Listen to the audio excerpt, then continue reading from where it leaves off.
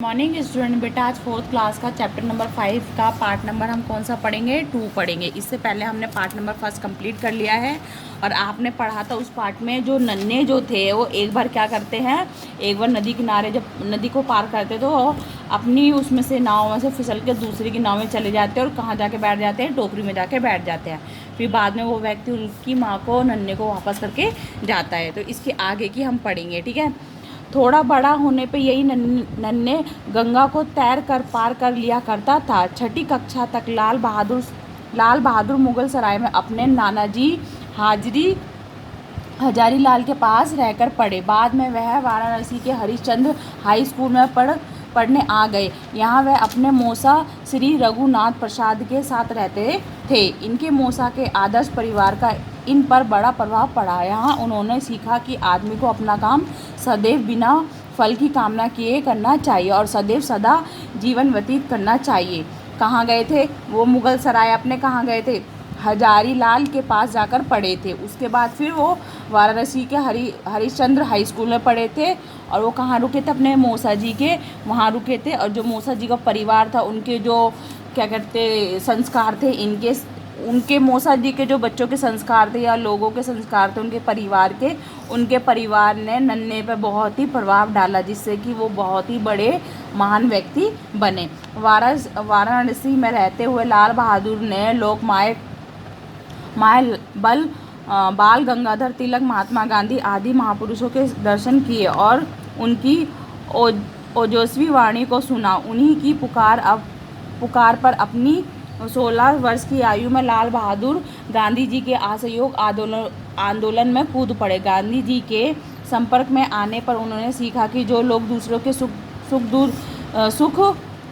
दुख दर्द को जानने के लिए अपने दुख दर्द को भूल जाते हैं, वे सारी दुनिया के प्यारे होते हैं। इस कार्य में शास्त्री जी की पत्नी श्रीमती ललिता देवी ने सदैव इनका साथ दिया। उनको क्या सिखाया गया था? जो दुख दर्द को जानने के लिए अपने दुख दर्द भूल जाता है, मतलब कि कोई सामने वाला व्यक्ति परेशान हो और ख़ुद भी वो परेशान हो, पर वो अपने गमों को भुलाकर दूसरे वाले के सुख और दुख दर्द को सुनता है, सहन करता है, उसको क्या कहते हैं, उसको मतलब सही राह दिखलाता है। वो लोगों के लिए क्या बन जाता है? बहुत ही प्यारा व्यक्ति बन जाता है।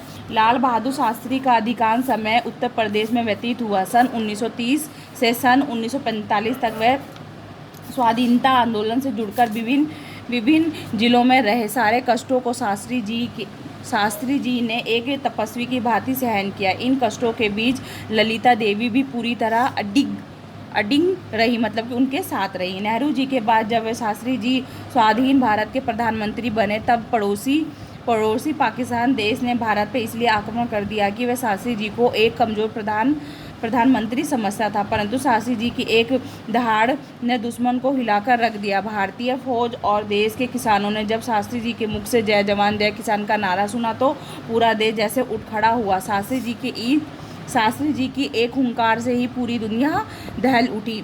दुश्मन के दांत खट्टे करने के बाद रूस के प्रधानमंत्री के निमंत्रण पर शास्त्री जी शांति की खोज में ताशकंद गए।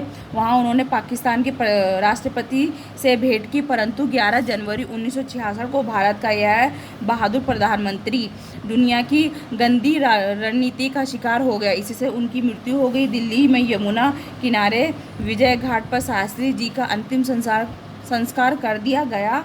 शांति और वीरता का वह असाधारण सैनिक सदैव के लिए हमें छोड़कर चला गया। क्या बताया गया इसमें? उनके साथ दो देशों ने पहले प्यार में उनसे बातचीत की, भेंट की, और उसके बाद उन्होंने क्या करा? उन्हीं देशों के लोगों ने एक रणनीति बताई जिसमें वो फंसकर उनको क्या करते, उनको मृत्यु को प्राप्त करने के लिए बोल दिया गया। ठीक है, तो उनकी मृत्यु इस प्रकार हुई थी और उनका अंतिम संस्कार जो हुआ था कहाँ हुआ था? विजय घाट पर हुआ था। तो बेटा आज के लिए बस इतना ही। ये चैप्टर हमारा कंप्लीट होता है। इससे संबंधित प्रश्न मैं आपको देती हूँ जो किसमें करने हैं, आपको अपनी बुक में करने हैं। क्वेश्चन नंबर 2 का क्वेश्चन नंबर घ आपको अपनी बुक में करना है, और एक्स्ट्रा क्वेश्चन जो है बहुविकल्पी क्वेश्चन उसमें 3rd और 4th आपको अपनी बुक में करना है। जितना भी वर्क दिया गया है आपको अपनी बुक में नीट एंड क्लीन करना है। ठीक है बेटा, आज के लिए बस इतना ही।